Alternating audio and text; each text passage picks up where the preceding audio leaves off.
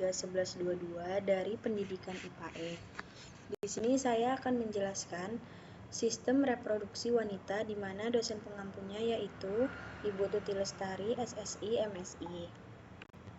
Yang pertama itu sistem reproduksi wanita, di mana sistem reproduksi wanita itu bagian tubuh yang memungkinkan wanita untuk melakukan hubungan seksual, bereproduksi, dan mengalami siklus menstruasi.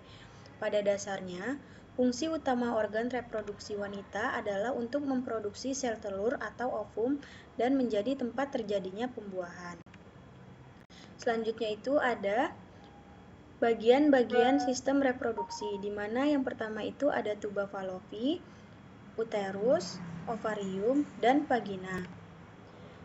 Ovarium itu berfungsi untuk menghasilkan sel telur dan hormon estrogen dan progesteron. Dan tuba falopi itu saluran yang menghubungkan ovarium dengan uterus, tempat terjadinya fertilisasi. Uterus itu organ terbentuk buah pir yang berfungsi sebagai tempat berkembangnya janin. Selanjutnya ada vagina, yaitu saluran penghubung uterus dengan dunia luar, juga berfungsi sebagai saluran lahir. Dan selanjutnya itu ada vulva, bagian luar dari organ reproduksi perempuan. Proses terjadinya menstruasi dan hormon yang terlibat, di mana prosesnya itu ada fase folikular di hari pertama sampai hari ke-13. Dimulai pada hari pertama menstruasi dan berlanjut hingga ovulasi. Dan yang selanjutnya itu hipotalamus di otak mengeluarkan hormon gonadotropin releasing hormone yang merangsang kelenjar pituitari untuk menghasilkan hormon follicle stimulating hormone FSH.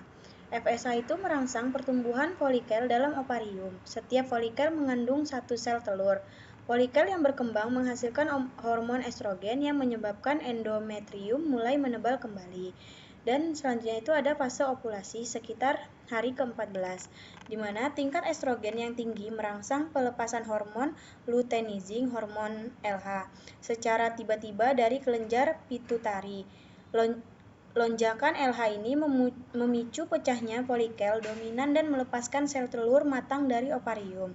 Sel telur kemudian bergerak ke tuba falopi untuk menunggu pembuahan. Fase luteal. Setelah ovulasi, partikel yang pecah berubah menjadi korpus luteum yang menghasilkan hormon progesteron. Progesteron mempertahankan ketebalan endometrium untuk mendukung implantasi jika terjadi pembuahan. Jika tidak ada pembuahan, korpus luteum menyusut dan kadar progesteron serta estrogen menurun. Penurunan hormon ini memicu peluruhan endometrium dimulai dengan menstruasi berikutnya. Di sini ada contoh gambar proses menstruasi. Dan hormon yang terlibat itu ada gonadotropin releasing hormone, diproduksi oleh hipotalamus merangsang pelepasan FSH dan LH dari kelenjar pituitari. Dan yang kedua itu ada follicle stimulating hormone atau FSH, merangsang perkembangan folikel dalam ovarium. Yang ketiga itu ada luteinizing hormone atau LH, memicu ovulasi dan pembentukan korpus luteum. Yang keempat itu ada estrogen, diproduksi oleh folikel yang berkembang dan membantu menebalkan endometrium dan mengatur pelepasan LH. Yang kelima itu ada progesteron, diproduksi oleh korpus luteum setelah ovulasi dan mempertahankan lapisan endometrium. Yang keenam itu ada hormon prostaglandin, diproduksi di rahim selama menstruasi, membantu kontraksi rahim untuk meluruskan lapisan endometrium. Proses fertilisasi dan hormon yang terlibat itu ada proses fertilisasi pembuahan, penyatuan sel sperma dari laki-laki dengan sel telur atau ovum dari perempuan. Proses ini terjadi di saluran tuba falopi pada sistem reproduksi perempuan, di mana di sini ada contoh gambar yang saya cantumkan. Yang pertama itu ada ovulasi. Ovulasi itu sel telur dilepaskan dari ovarium ke tuba falopi. Sel telur memiliki waktu hidup sekitar 24 jam untuk dibuahi. Dan yang kedua itu ada kapasitas sperma.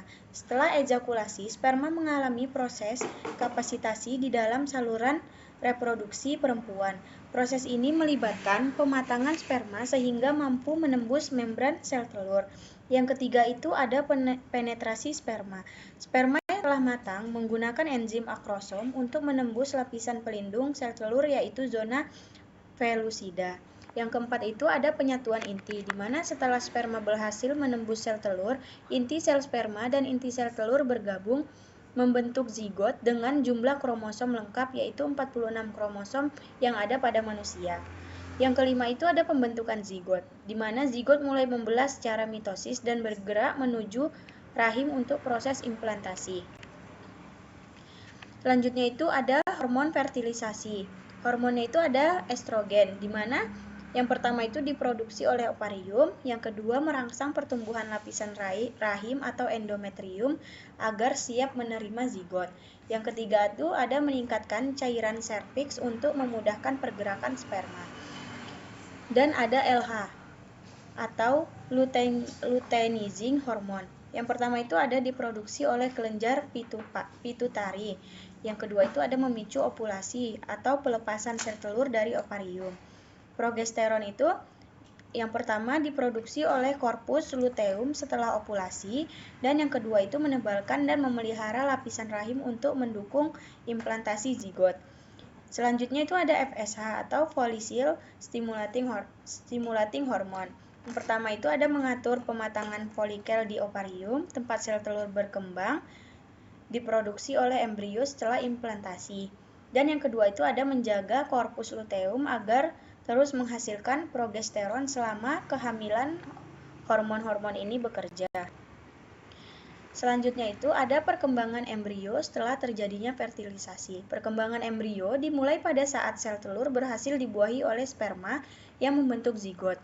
Zigot yang telah dibuahi oleh sperma selanjutnya akan mengalami pembelahan menjadi beberapa sel hingga terbentuk suatu kelompok sel berbentuk bundaran seperti buah murbei yang disebut stadium morula.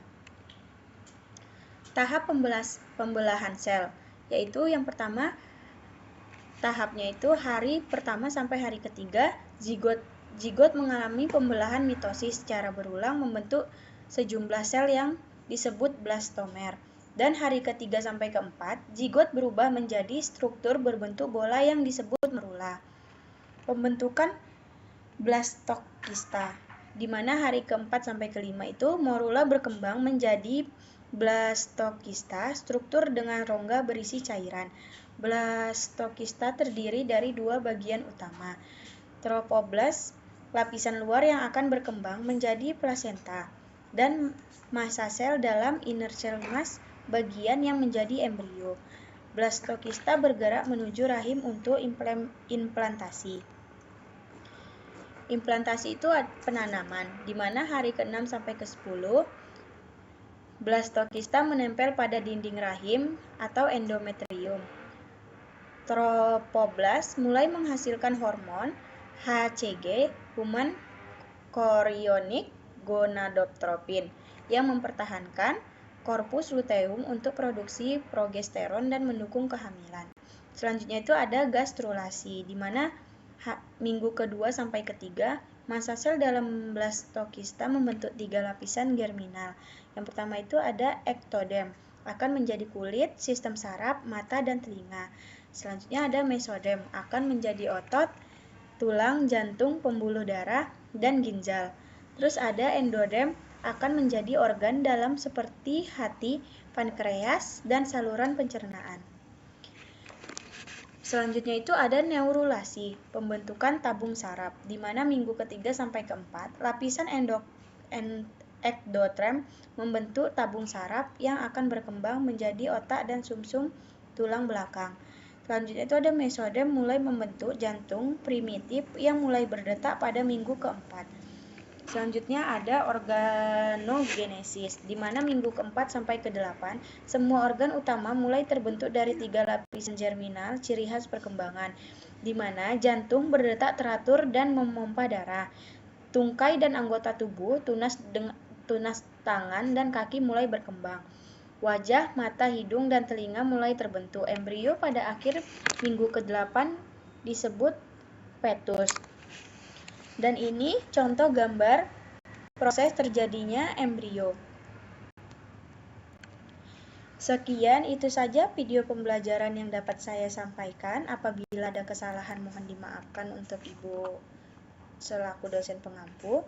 Saya akhiri dengan wabillahi taufiq wal hidayah. Wassalamualaikum warahmatullahi wabarakatuh.